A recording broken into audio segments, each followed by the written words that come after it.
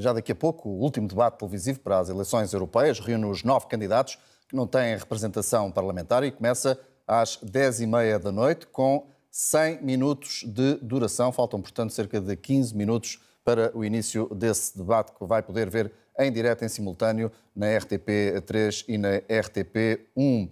Para acompanhar esse debate, temos connosco os politólogos Paula Espírito Santo e Eduardo Pereira Correia, e ainda o diretor do Jornal Público, David Pontes, e também o comentador RTP, Ricardo Jorge Pinto. A todos, muito boa noite. Posso começar por ti, Ricardo. Qual é a tua expectativa relativamente a este debate dos partidos sem representação parlamentar? Podem agigantar-se ou afundar-se na dimensão europeia que será necessário imprimir no discurso desta noite? Sobretudo vão tentar mostrar-se, porque é o grande problema destes partidos, não têm a cobertura mediática de outros partidos, nomeadamente aqueles que têm representação parlamentar interna e que por isso são sempre alvo de maior cobertura jornalística.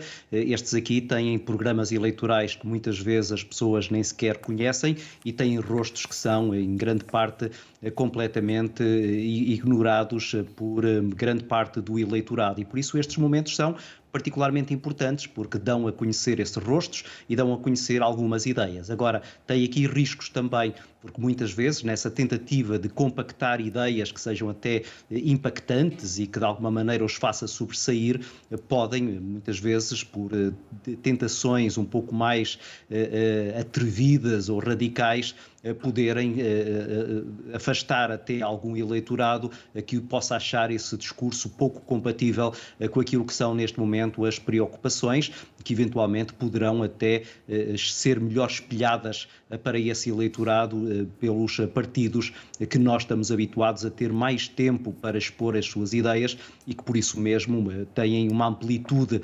de apresentação das suas ideias que é mais compatível com essa compreensão, porque nós sabemos que uma ideia muitas vezes, quando é apresentada de forma mais impactante, pode por vezes aparecer também um pouco mais distorcida ou um pouco mais radicalizada, e como têm demonstrado recentes sondagens e até resultados eleitorais, penso que as pessoas neste momento não querem esses radicalismos, ou então não os querem exprimidos dessas formas menos entendíveis, à luz até de conceitos e problemas que não são exatamente aqueles com que as pessoas lidam todos os dias. Muito bem, Ricardo, voltaremos a falar se ainda houver tempo, para continuarmos a fazer esta ronda, para a qual convocaria agora o David Pontes, comentador RTP, que também está connosco por videochamada. Boa noite, David.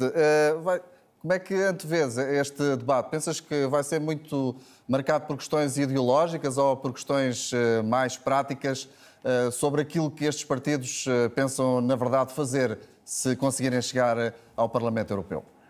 Por questões ideológicas, provavelmente. Todos eles têm normalmente alguma interpretação de alguma forma disruptora, a maior parte deles, das questões europeias. Aproveitarão para de alguma forma formular aquela que é a sua agenda também doméstica e que se prende às vezes por pequenas causas ou por de alguma forma marcarem território junto de algum descontentamento de alguns cidadãos que podem encontrar aqui uma espécie de nicho para determinadas preocupações.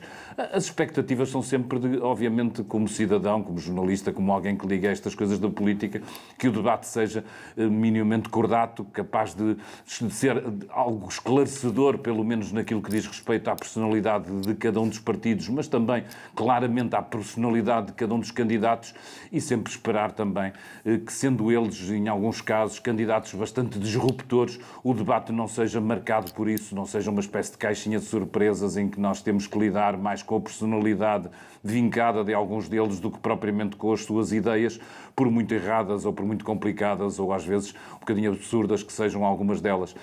Há aqui, obviamente, em 9 candidatos diferentes, um espectro muito grande em termos daquilo que é a capacidade deles responderem politicamente aos diferentes assuntos, nomeadamente, julgo eu, mais difícil, quando os temas têm vindo a ser puxados para as questões europeias, onde vamos ver até que nível têm, alguns deles, de preparação ou não, estarão mais habituados a lidar com algumas questiúnculas internas do que propriamente com os grandes temas europeus, embora cada um deles tenha as suas propostas. Por isso também a pergunta que te estava a fazer sobre isso. Exatamente.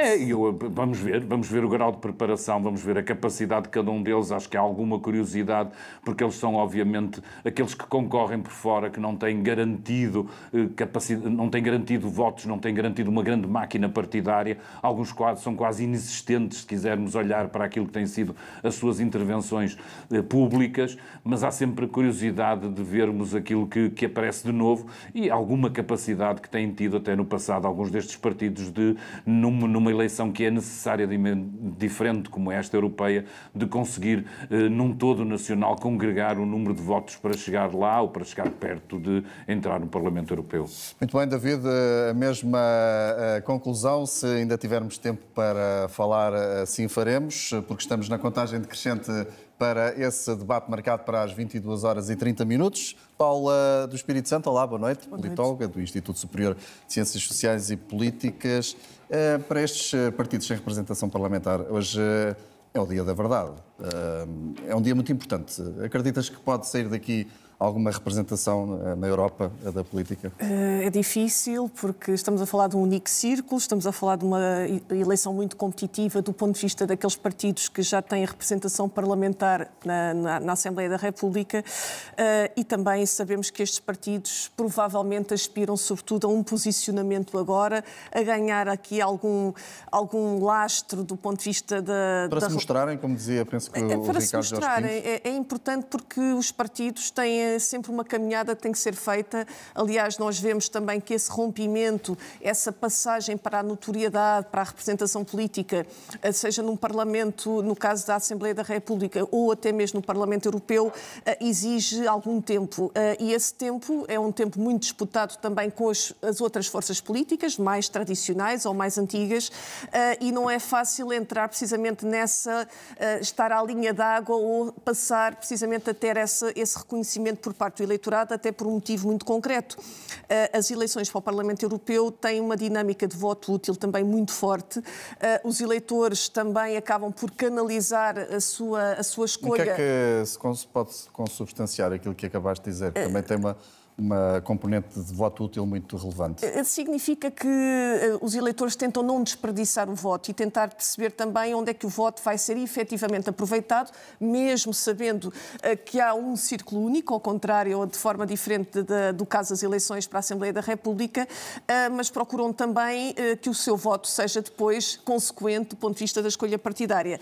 Agora, também se espera, e eu creio que só saberemos isso no dia 9, mas é de esperar que estas eleições sejam mais participadas do que as de 2019, precisamente porque os temas que estão a ser abordados são temas que agora são mais evidentes do ponto de vista da importância. Quais são os temas que destacarias? Eu diria a defesa, certamente que nos diz muito mais do que diria noutros tempos e neste momento que temos uma guerra aqui às portas. O tema também dos extremismos, que pode motivar quer a adesão aos extremismos, aos partidos mais extremistas, mas também a adesão do ponto de vista de outras forças que combatem os extremismos. Aliás, nós vemos isso no caso da Assembleia da República, em que há muito mais participação eleitoral nesta última eleição de 2024, precisamente porque houve eleitores que saíram da abstenção para mostrar a sua posição política. Tu acreditas que também vai haver uma boa participação? É provável que sim.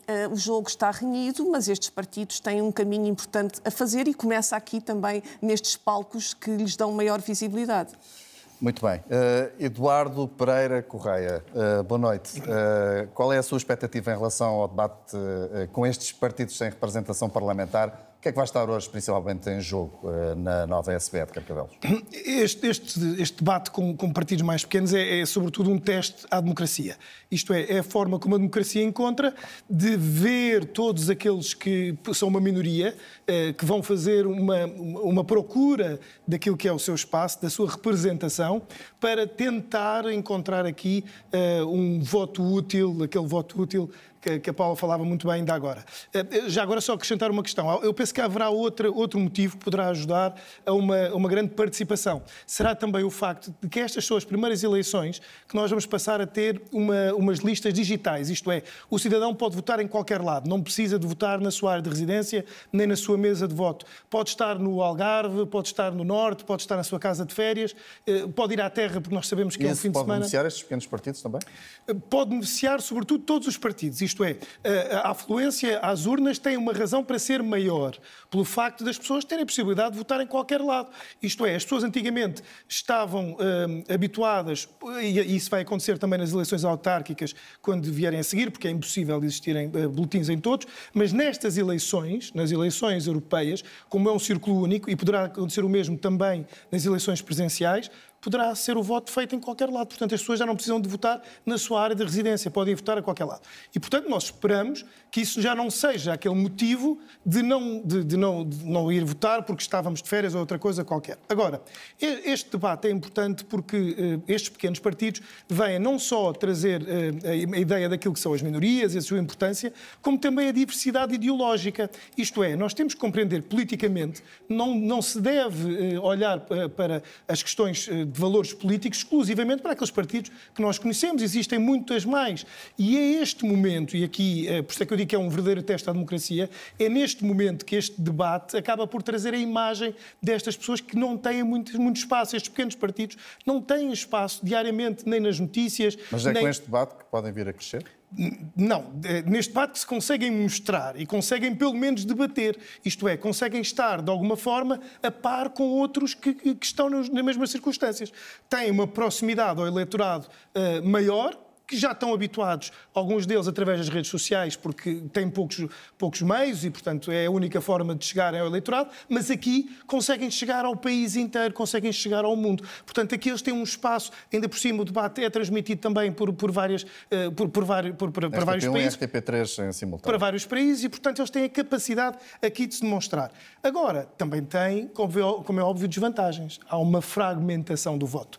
Isto é, aquilo que nós queremos normalmente é o apelo. Isso é uma desvantagem? É uma desvantagem para os grandes partidos, sobretudo. Porquê? Porque vamos perder votos, vamos perder muitos votos nestes pequenos partidos que depois muitos deles não vão acabar por eleger ninguém. E aqui acaba por ser uma fragmentação. A tal conversa sobre os votos não servem para nada, é isso? São os votos que... todos os votos servem para alguma coisa, mas são votos que não elegem diretamente deputados. Claro. Pronto, essa é a questão. Todos os votos servem pelo menos para demonstrar aquilo que é uma convicção que o eleitor tem quando vota num partido. Mas depois há dois factos também importantes. É que estes partidos têm alguma dificuldade de manter a coerência no debate, e é isso que nós vamos ver hoje. Se conseguem manter alguma coerência naquilo que são os valores que apresentaram, ou que muitas vezes são os valores do partido, e agora as perguntas que são feitas, o conhecimento que têm de algumas matérias, que demonstram muitas vezes que existe um enorme desconhecimento, e também... Isso é uma pergunta que eu... Desculpe estar a interrompê-lo. Se este debate podia agigantar ou afundar estes pequenos partidos. Sim, e essa outra é por último a grande desvantagem, que é o risco de extinção. Alguns partidos, e nós vimos isso desde as últimas eleições europeias, extinguiram-se entretanto, isto é, desapareceram. Alguns transformaram-se, aliás, mudaram de nome, outros acabaram-se por extinguir, e isso é perigoso também para os partidos. Portanto, neste momento é a hipótese que os partidos têm de crescerem e verem as suas possibilidades. Só para fechar, mesmo só perguntas com resposta quase o mais simples possível e o mais rápida possível. Está à espera que haja aqui ganhadores e perdedores? Não. Hoje? Espero sempre episódios, que é sempre uma coisa muito interessante nestes debates. Paula, o que é que espera? Reforços, certamente, crescimento. Aqui alguns partidos certamente vão ter ambição de se afirmarem mais nas próximas eleições de outros tipos. David Pontes, vai haver vencedores e perdedores neste debate desta noite ou não? É difícil, a 9 é sempre complicado, vamos assistir, vamos perceber o que é que eles irão fazer, mas eu acho que é sempre complicado traçarmos esse lado competitivo. Eu, de qualquer maneira, tenho expectativa a uma ou duas pessoas naquilo que têm capacidade e Quer revelar agora ou revelar só no fim? Não, vamos esperar, não faço prognósticos antes do jogo, acho que é mesmo difícil porque de facto pode ser muito confuso, não quero estar nos sapatos de quem tem que moderar este debate. Obrigado, David. Queria também só uma resposta rápida do Ricardo Jorge Pinto. Pensas que vai haver vencedores e perdedores no debate de hoje? Há ali pessoas que têm mais experiência televisiva e mais experiência de debates e por isso têm aqui uma vantagem relativamente aos adversários que nestes modelos podem ser um pouco mais inexperientes. Agora veremos se isso é suficiente para ganhar ou perder aquilo que, até pela fragmentação, é sempre um espaço muito complicado para ganhar alguma dianteira. Muito bem. O debate vai começar neste momento com a moderação para o rescaldo final deste debate na RTP1 e na RTP3. E retomamos a emissão aqui na RTP3, depois dos primeiros 76 minutos de debate desta noite, que junta os candidatos dos partidos sem assento parlamentar. E enquanto não começa essa segunda parte, vamos fazer aqui uma análise ao que vimos até agora com os comentadores Paula Espírito Santo e Eduardo Pereira Correia, David Pontes e Ricardo Jorge Pinto. Começo por ti, David Pontes, para te perguntar se, na tua opinião, os partidos conseguiram demarcar-se bem uns dos outros e que surpresas ou não houve nesta primeira parte do debate. A maior surpresa para mim sempre é um pouco esta ideia de que alguns deles até têm assomos de serem, de alguma forma, de terem um discurso que parece que se afasta da União Europeia, mas nenhum deles tem verdadeiramente coragem de assumir esse discurso anti-europeísta. Não são convincentes, David? Não, eles não chegam lá. Ou seja, muitas vezes criticam uma série de mecanismos da União Europeia, criticam uma espécie de ideia que é evidente, obviamente, de alguma perda de soberania, mas depois nunca chegam ao ponto de pedir, por exemplo, que Portugal se prepare para sair da União Europeia. E eu acho que aquilo que saliento, mesmo destas forças que parecem não ter nada a perder e que se poderiam distinguir, é que a ideia da União Europeia é tão forte entre os portugueses que nem eles têm essa coragem política, de alguma forma, de assumir isso. Embora, obviamente, haja numa outra expressão essa vontade. Mas parece-me a mim sempre, e vejo com surpresa, porque acho que seria, digamos, uma espécie de argumento competitivo de algum deles, a ideia de que poderíamos sair da União Europeia, ou que poderiam constituir forças, olhando para alguns dos seus argumentos, a lógica seria saírem da União Europeia. E nenhum deles tem coragem de fazer isso. No fundo, aquele que é mais coerente é o próprio Volt, que defende o federalismo e que é dos poucos partidos a fazê-lo, obviamente com uma voz clara. E aquilo que me parece é que, e depois podemos ir mais longe na questão das várias teorias conspirativas e tudo isso, mas aquilo que eu salientava é, de facto, a força que a União Europeia tem, porque muitos deles criticando, achando que a União Europeia tem inúmeros defeitos, olhando para ela como fonte de corrupção, como diluição dos poderes nacionais e tudo isso, acabam quase todos eles de mão estendida a achar que há milagres possíveis de fazer, seja pela construção de habitação, seja pela capacidade de termos um salário mínimo europeu, que de alguma forma olham para a União Europeia também como uma espécie de fonte infindável de recursos que não para. E eu julgo que nessa contradição estes partidos acabam por se perder e nenhum deles me pareceu suficientemente surpreendente, obviamente tirando as bizarrias que alguns deles defendem. Portanto, nota negativa para quase todos. Sim. Não me parece que saia daqui nada de muito construtivo ou de nada muito edificante em relação àquilo que se esperaria em termos de construtivos, de termos um diálogo em que aparecessem ideias novas. Eu aí o Volt tenho talvez a posição mais serena em relação àquilo que pensa sobre a Europa, até muito diferente dos outros, e depois muitos deles têm aqui uma excessiva personalização nas suas figuras, nos seus currículos. Há esta tendência de pequenos partidos de se concentrarem, obviamente, naqueles que são os seus protagonistas, e sentimos ali gente que nos quer dar lições de história, lições de ambiente, no fundo tentar verter neste diálogo aquilo que são as suas experiências pessoais e não tanto um programa ou um ideário que seja sólido e que seja capaz de nos mostrar um caminho diferente para os nossos votos. Muito bem. Obrigado, David. Paula, foi acordado, civilizado. Que notas principais é que retiraste destes primeiros 75 minutos? Muito autocentrado, concordo perfeitamente. Acho que é muito para além daquilo que a União Europeia poderá ser. Aliás, creio que a ideia aqui mais convergente, mas também difícil de aplicação, é do RIR, de um Tribunal Constitucional Europeu, que acaba por não ter grande sentido, porque era preciso que houvesse primeiro uma Constituição e essa questão depois não foi aflorada.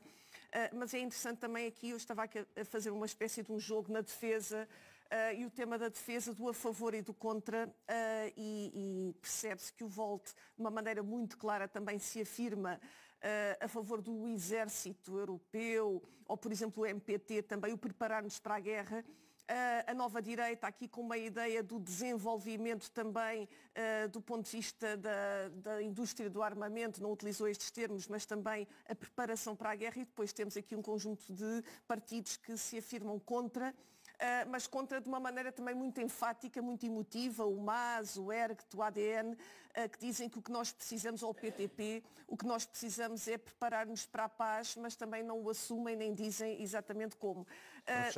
Eu também acho interessante depois aqui as temáticas da habitação, do dinheiro físico, também não são propriamente temas que tivessem sido abordados numa perspectiva de convergência ou do que quer que tenha a ver com o euro, por exemplo, ou da ideia também, por exemplo, ataca-se indiretamente ou diretamente o Banco Central Europeu, no caso do ADN, acaba por se encontrar aqui uma defesa também junto daquilo que é o grande capital e encontrar uma justificação para os falhanços do ponto de vista económico, daí que eu creio que há aqui várias interpretações, nem sempre convergentes com o projeto europeu. Obrigado, Paula de Espírito Santo. Eduardo Pereira Correia, os mais e os menos desta primeira parte do debate. São quase todos menos, infelizmente. Nós falávamos ainda agora aqui, enquanto víamos o debate, eu e a professora Paula de Espírito Santo somos professores e, portanto, isto é quase uma época de recurso. Isto é, são aquelas orais muito difíceis em que no final... Nem toda a gente sabe a matéria toda. É verdade, é muito difícil. Foi isso que sentiu? Sim, estes partidos encontram-se naquilo que é o extremo do sistema político. Embora eles muitas vezes tentem se posicionar em algum centro, eles encontram-se no extremo de opiniões. E, portanto, é muito difícil terem alguma validação naquilo que são as suas ideias. A falta de representação política também tem a ver com outro facto. Não houve nenhuma inovação na forma de passar a mensagem. Isto é, na comunicação política não há novidades, não há uma eficácia, é reduzida bastante essa eficácia na forma de passar a mensagem e, portanto, um facto contundente que nós vemos é que todos eles têm uma opinião que é muito pessoal, isto é muito pouco a opinião do partido, representam-na da forma que sabem, da forma mais simples, mas não se vê que consigam construir dali algum efeito, isto é, consigam ter uma visão muito para além do momento. Esta é a última oportunidade que eles têm para se demonstrar, para ter aqui algum apoio junto do eleitorado. Há partidos que não voltarão a ter esta oportunidade, portanto, enquanto testa a democracia, eu acho que é uma boa validação. Isto é, eles têm uma oportunidade de mostrar as suas opiniões. E vamos terminar esta ronda com o Ricardo Jorge Pinto. Foi esclarecedor até agora, no sentido destes partidos explicarem bem ao que vão e quais as posições que defendem? Sim, eu acho que esclarecedor sim, independentemente daquilo que depois seja a percepção que nós temos relativamente às posições que eles assumem. Estes partidos têm um problema e é que no tabuleiro atual político os partidos mais à esquerda e mais à direita foram-se encostando mais à esquerda e mais à direita. Nós sabemos que os conceitos de direita e esquerda, de extrema-direita e de extrema-esquerda são sempre muito relativos. É relativamente a um centro que na verdade não existe e é relativamente às posições que os diferentes partidos assumem. Isso está bem espelhado aqui naquilo que já se passou nesta primeira parte do debate? Exatamente, isso mesmo. Aqui ficou espelhado por causa de partidos como o Chega, que em matérias como a imigração têm vindo a tornar-se mais radicais, ou partidos como o PCP ou o Bloco de Esquerda, que relativamente ao euroceticismo também têm vindo a acentuar as suas posições, obrigaram, por exemplo, o MAS à esquerda a tornar-se ainda mais radical e depois, por exemplo, o Nova Direita ou outros partidos que estão aqui mais à direita a também extremarem as suas posições. E isso não os beneficia perante um eleitorado que maioritariamente gosta do projeto europeu. Eles têm até alguma dificuldade depois em assumir esse euroceticismo e como têm também problemas para não assumirem aqui algumas posições que eventualmente eu acredito que eles até defendam, mas que para se demarcarem dos partidos que têm que fazem parte desse tal mainstream, acabam por se tornar um pouco mais radicais nas posições que tomam, e isso ficou aqui patente neste debate, Ricardo, independentemente de terem sido até claros na forma como estão a assumir essas mesmas posições. Vamos ver então como corre a segunda parte. Obrigado, Ricardo, David, Eduardo e Paula. Está na hora de regressarmos à nova SBE em Carcavelos para a segunda parte deste debate dos 9 partidos sem representação parlamentar e que estão na corrida ao Parlamento Europeu nas próximas eleições, debate que está a ser conduzido pelo Carlos Daniel, em direto da Universidade Nova SBE. E nós vamos também fazer aqui o balanço em estúdio. Começo por ti, Paula do Espírito Santo. Quem é que passou? Quem é que chumbou no exame? O que é que retiras de positivo e negativo daquilo que foi dito e que foi argumentado no debate? Bom, houve aqui um extremar de posições. Aliás, esta segunda parte dá-nos aqui a vertente mais ideológica também destas candidaturas, particularmente à extrema-direita. Vemos um Ergt a assumir que não diz que é antissemita, mas diz que temos uma matriz cristã, católica, e que acaba também por ser imediatamente logo criticado pelo Volt, que não se identifica com essa matriz, mas por outro lado também temos um conjunto de partidos que nos dão uma visão mais, por assim dizer, protetora da imigração, sem assumir também quais os desafios e quais as soluções que poderão encontrar. Eu creio que aqui há um conjunto de intenções, mas pouco focadas nas soluções. Por exemplo, aqui a Joana Amaral Dias diz-nos, a partir do ADN, combater as máfias, mas nós não sabemos exatamente como é que as máfias se podem combater. Aliás, ela faz até, aqui revela o episódio da Igreja dos Anjos, em que passa lá à noite com os imigrantes e em que não há cobertura noticiosa de todos os canais. Naturalmente, percebe-se também que aqui os candidatos têm uma visão muito, por vezes até aproveitam aqui algum populismo relativamente a temas que são temas bastante sérios e temas que não são fáceis de resolver, mas creio que aqui o tema da imigração trouxe-nos também uma visão que é pouco democrática, particularmente, sobretudo, quando se assumem estas visões mais extremadas. Em relação depois a todas as interpretações que se vão fazendo em relação aos vários temas, achei interessante logo no início, aqui os cerca de 10 milhões, acho que eram 10 milhões de apartamentos T3 que eram apresentados como uma solução também para resolver a crise na habitação. Claro que há aqui, por exemplo, o José Manuel Coelho não nos dá propriamente soluções, mas fala sobretudo da diferenciação do ponto de vista da exclusão das ilhas, da exclusão do interior, da forma como também devemos entender a cultura. Há alguma dificuldade em trazer aqui a Europa para o debate. Eu creio que essa talvez seja a grande dificuldade, em geral, é perceber em que medida é que o Parlamento Europeu, e se estas candidaturas tivessem lugar, como é que poderiam trazer soluções, sobretudo nestes planos mais prementes, como sejam a própria imigração, a defesa também, que foi também outro dos pontos que extremou aqui posições, mas creio que falta precisamente a concretização de soluções, e isso é que é difícil de distinguir, precisamente porque são soluções muito etéreas. Estou-me a recordar agora também da felicidade e da infelicidade. São tópicos que não trazem muito de concreto. Eduardo Pereira Correia, as eleições europeias vão ter uma distribuição de mandatos muito diferentes daquelas que aconteceram em 2019, na sua opinião, em função também daquilo que se passou no debate? Este debate que nós vimos que, a determinada altura, começou a descarrilar para aquilo que era um populismo, para o radicalismo, para a vitimização e, sobretudo, para uma enorme confusão de quais são as competências da União Europeia. Falou-se aqui muitas coisas sobre a qual a União Europeia não tem qualquer área de interesse. Mas é importante nós olharmos, efetivamente, para esta alteração que vai existir nos resultados globais. Nas últimas eleições europeias, nós não tivemos, por exemplo, representado o Chega. E, por isso, tendo em conta os últimos resultados legislativos, o Chega hoje poderá obter aquilo que será expectável, pelo menos 2 deputados. Portanto, logo aqui há uma grande alteração do que nós estávamos à espera, que seria uma vantagem muito grande do PS e uma desvantagem do PSD. Agora poderão estar os dois muito próximos. Por exemplo, um deputado que foi ganho pelo CDS, que agora estará em coligação na AD. Depois, a Iniciativa Liberal, por exemplo, tinha 29 mil votos, que era muito pouco, não chegou também a eleger ninguém. Nas eleições legislativas teve 300 mil. Ora, com estes votos, por exemplo, teria logo também 2 deputados, pelo menos a ideia é que será pelo menos um deputado terá. E depois um outro fator, só para terminar, importante, que é nós temos que olhar para aquilo que é a participação ou a abstenção nas eleições europeias. Se compararmos estas eleições com as eleições legislativas, estamos a falar de realidades completamente diferentes.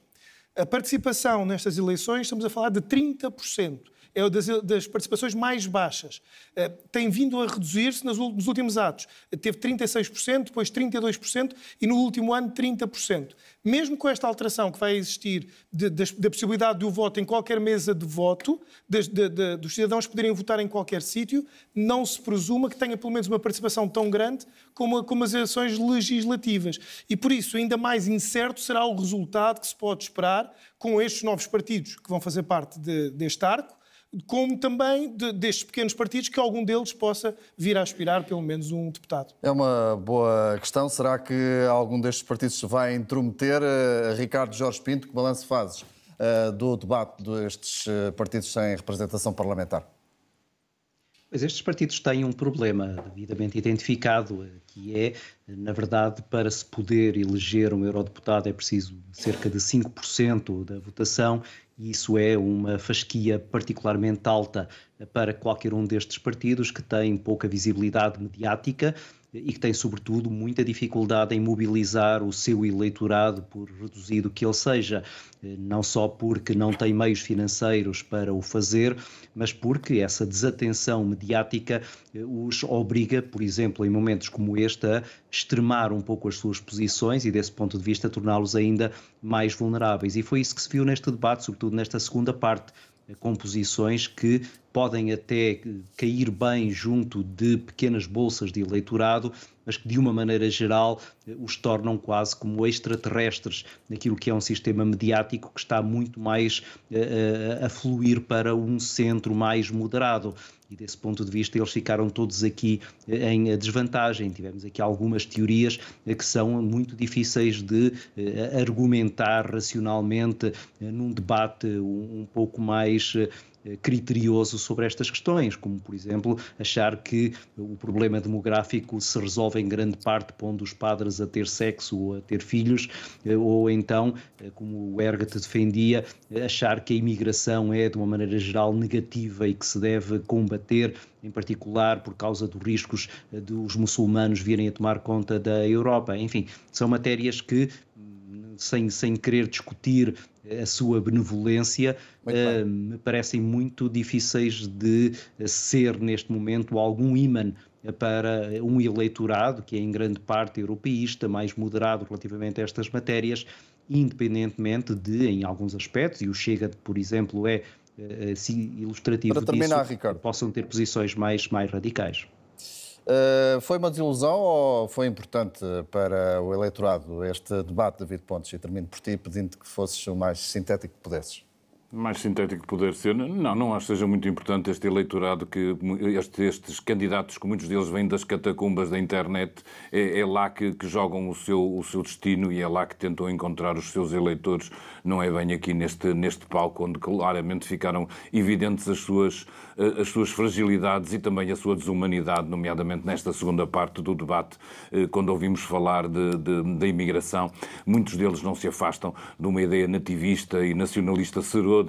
Na maior parte deles não tem nada a ver, obviamente, com os princípios de diálogo internacional, de humanidade que presidem àquilo que é a União Europeia, que é, obviamente, algo em que se acredita para lá das fronteiras, em que todos somos seres humanos e, por isso, todos temos dignidade e capacidade para dentro de liberdade e dentro de regras, podermos agir. Acho que a maior parte desta gente não tem, obviamente, não deveria ser nosso representante em caso algum. A RTP tem um serviço público a cumprir, obviamente está dentro das regras da democracia, dá-lhes também voz, mas julgo que ao longo deste período não tivemos grandes ideias. Há bocado excepcionei disso o Volto, porque é obviamente aquele que parece ter maior consistência e estar menos focado nas personalidades de cada um dos candidatos, mas no de resto acho que não foi um tempo em que tínhamos ganho muita clarividência ou que tínhamos aprendido alguma coisa, a não ser que às vezes é mesmo difícil fazer política com dignidade.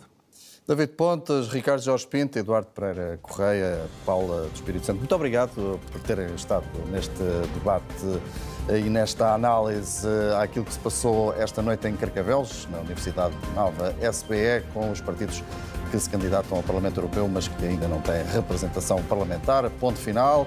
Foram mais de 100 minutos em direto. Da minha parte é tudo. Fico já a seguir com o 3 à 1 e com a Patrícia Cracial. Boa noite.